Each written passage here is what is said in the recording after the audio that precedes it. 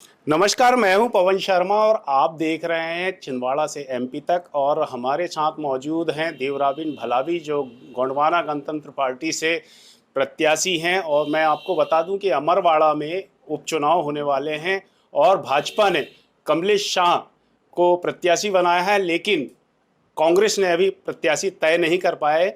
देवराबिन भलावी इस समय हमारे साथ मौजूद हैं। एमपी तक पर आपका स्वागत है। बहुत बहुत धन्यवाद।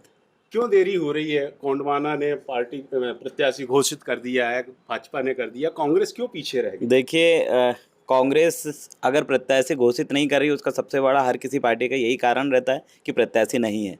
दूसरी चीज़ें ये है कि उनके लोकल के जो कार्यकर्ता है, अमरवाड़ा, हर्रई और जो ग्रामीण अंचल है कि उनका यही मानना रहा है कि प्रत्याशी ऐसा हो जो कि कमलेश शाह को वो टक्कर दे सके।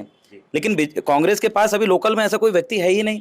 तो उनके जो लोग हैं, कार्यकर्ता है, जो मंडल अध्यक्ष है, ग्राम अध्यक्ष है, कई ऐसे कार्यकर्ता जो पदाधिकारी बन के कई पुराने समय से बैठे हैं, उन्होंने कांग्रेस के पास सुझाव पहुंचवाया कि आप देवराबिन भलावी जी को समर्थन दीजिए। अगर आपको यहां से जीतना है तो ही संभव है, नहीं तो यहां पर आपके प्रत्याशी है ही नहीं, कोई दमदार व्यक्ति है ही नहीं। तो ये बात जो है सोशल मीडिया में भी खूब वायरल हुई थी, आप तक भी पहुंची।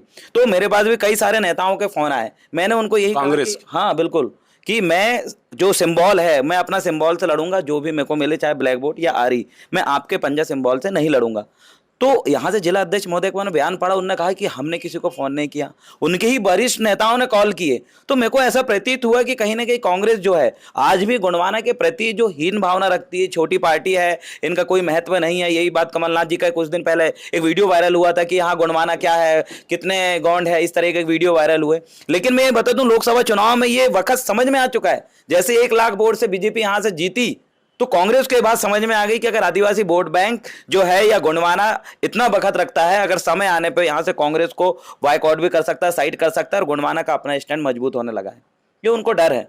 और आज देवराबिन भलावी अगर खड़ा हुआ है अमरवाड़ा में, तो वहां की जनता की मेहनत रही है। जो कमलेश शाह एक समय पहले कांग्रेस में थे और जाके एकदम से बीजेपी में चलेगा, तो मेरा जो मुकाबला है एक ऐसे व्यक्ति से जिनके ऊपर 17 करोड़ का घोटाले का आरोप है, कोर्ट में केस चल रहा है, जिनकी पत्नी अभी घोटाले में फंस चुकी, जो जेल जाने वाली थी, तो उसको बचाने के लिए बीजेपी में चलेगा। मेरे को ऐसे व्यक्ति से मेरा पाला पड़ा है, जो भ्रष्टाचारी है, जो दल बदलू है, जो लोगों के साथ जिन्होंने विश्वासघात किया है। अब ऐसे लोगों से जब मेरे साथ अगर टक्कर है, तो मुझे यह विश्वास है कि मैं जिस तरीके से ईमानदारी से मैंने गोंडवाना गणतंत्र पार्टी में काम किया, और जिस तरीके से जनता जनार्दन ने मेरे को विधानसभा चुनाव में और इस बार लोकसभा चुनाव में जिस तरीके से मेरे को जो रिजल्ट दिया, उससे यही आसार है कि मेरे साथ जनता जनार्दन खड़ी है।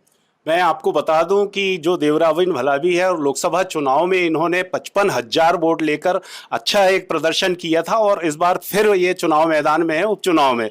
तो कौन कौन से ऐसे मुद्दे हैं जो आप लेकर जनता के बीच में देखिए, जाएंगे? सबसे ज्यादा तो मुद्दे यही हैं कि वहां अस्पताल की जो हालात है, सड़कें की जो हालात है, आज भी अमरवाड़ा में खटिया में लेटाकर उल्टी खटिया करके वहां लोग रोड तक, वहां की पीड़ित जो बीमार है उनको लेकर जाते, तब एम्बुलेंस वहां पर आती है।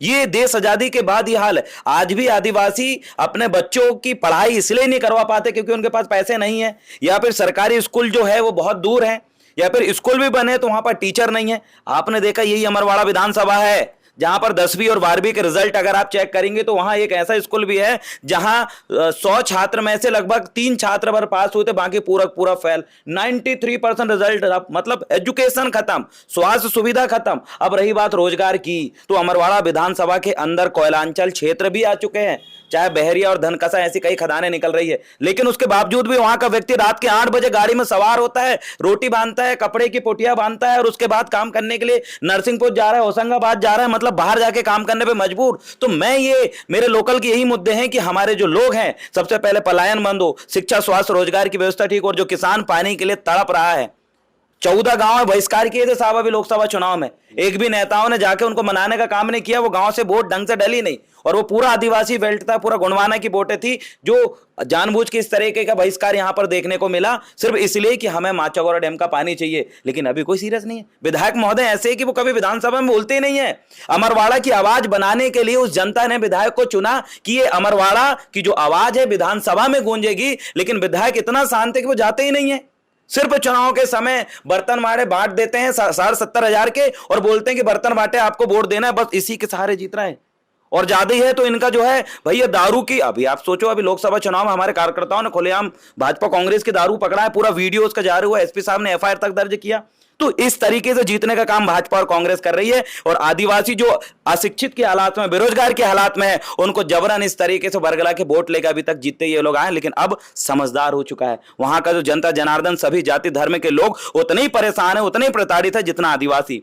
इसलिए वहां विकास होगा तो चाहे भाजपा का व्यक्ति हो चाहे कांग्रेस का व्यक्ति हो, सबको सुविधा होगी। इसलिए उन्होंने इस बार सभी समाज के लोगों ने सोचे हैं कि इस बार हम ऐसे आदिवासी को चुनेंगे जो विधानसभा में जाके बोलेगा, मुद्दों की बात करेगा, योजनाएं और बजट का ढंग से इस्तेमाल करेगा। लेकिन इस बार जो है आप देखिएगा, अमरवाड़ा आदिवासी बेल्ट है, वहां पर भी आदिवासी में सिर्फ गौंड समाज का व्यक्ति खड़ा होता है क्योंकि उसकी ज्यादा वहां पर जनाधार है। तो वहां के जनता जनार्दन ने मेरे को ये बोला कि गौंडों में भी एक अच्छा गौंड को हम जिताना चाहते हैं। तो मैं स्वागत करता हूं कि मैं उसी गौंड समाज से हूं और लगातार मैं लड़ता आया हूं, और मुझे आशीर्वाद और इस बार जीत दर्ज करूंगा।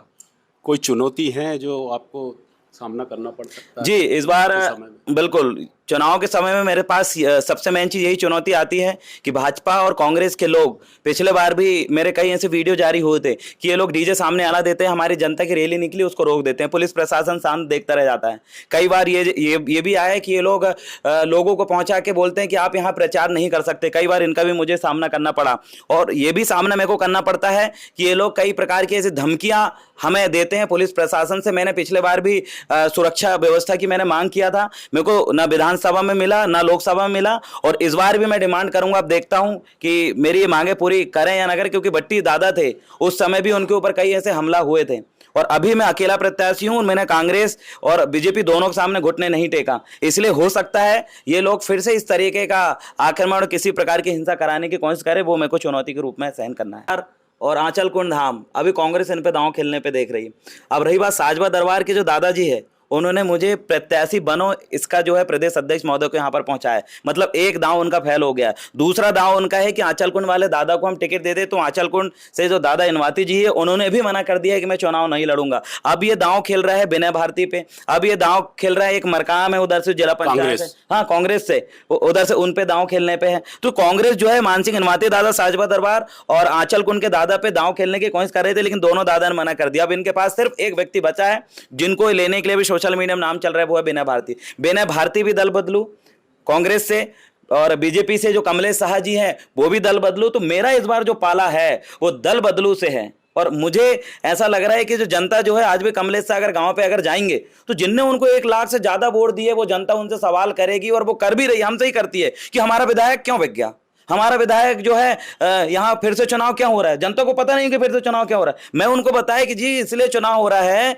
क्योंकि आपने जिनको जिताया था वो तो बीजेपी में चले गए। बोले क्यों गए, मैं उनको ये बात तो तुम कौन से पूछने, बोले आन दो बेटा, बोले अब भी वोट दे और अब भी फिर से वो चुनाव दे दे, अब भी हम बोनी कर रहे हैं, बरसात हो रही, इनके शर्म भी नहीं आ रही। बोले कि किसान क्या कर रहे हैं क्या नहीं कर रहे हैं, भरी बरसात में चुनाव कर रहे हैं, 2 महीने बाद भी करा सकते थे। तो ये बीजेपी को सोचना चाहिए कि किसानों को किस तरीके से उन्होंने परेशान किया। अभी बोनी लगी जी, बारिश हुई है, अभी सब लोग अपने काम धाम से लगे हैं, लेकिन इन्होंने जो है आज जो ये सवाल किसानों ने खड़े किए हैं, तो यही सवाल कमलेश शाह जी से जनता पूछने वाली। तो कमलेश शाह जी डरे हुए हैं, तो क्या कर रहे हैं, संपत्ति उइके जी को लेकर आ रहा है ये प्रचार के लिए, बाहर के नेताओं को लाके यहाँ प्रचार कर रहा है। अरे कमलेश शाह जी आप निकलिए तो गांव के ने, और गांव में आप जाएंगे जो जनता आपसे पूछेगी कि बताइए राजा साहब बीजेपी को, कांग्रेस को छोड़ के आप बीजेपी में क्यों गए, तो आप क्या जवाब देंगे कि हमें सरकार काम नहीं कर रही थी या फिर सरकार बजट नहीं दे रही थी। ये बहाने जनता नहीं सुनती, नहीं दे रही थी तो भैया तुम लड़े ही कहा ऐसे जब तुम्हें बन नहीं रहा था। तो इस तरीके के सवाल जनता इनसे करने वाली है। आप अपनी जीत के लिए कितने आश्वस्त?